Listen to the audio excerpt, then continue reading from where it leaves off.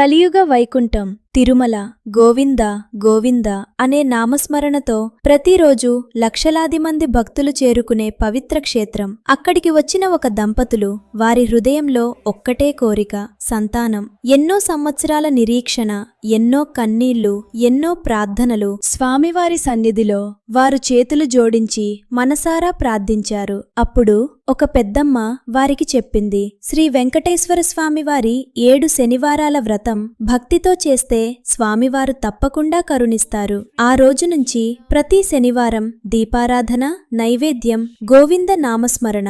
ప్రతి అడుగులో భక్తి, ప్రతి ప్రార్థనలో నమ్మకం. తిరుమల మెట్లు ఎక్కుతూ పాదయాత్ర చేస్తూ, పేదవారికి అన్నదానం చేస్తూ, స్వామివారి శ్లోకాలు చదువుతూ వారి భక్తి మరింత పెరిగింది. 7 శనివారాలు పూర్తయ్యాక వారి జీవితంలో అద్భుతం జరిగింది.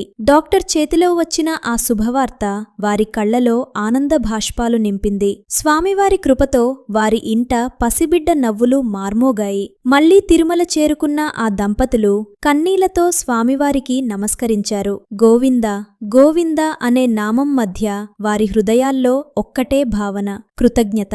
శ్రీ వెంకటేశ్వర స్వామి యొక్క 7 శనివారాల వ్రతం భక్తితో చేసిన ప్రతి ప్రార్థనను ఒకరోజు తప్పకుండా ఫలింపచేస్తుంది.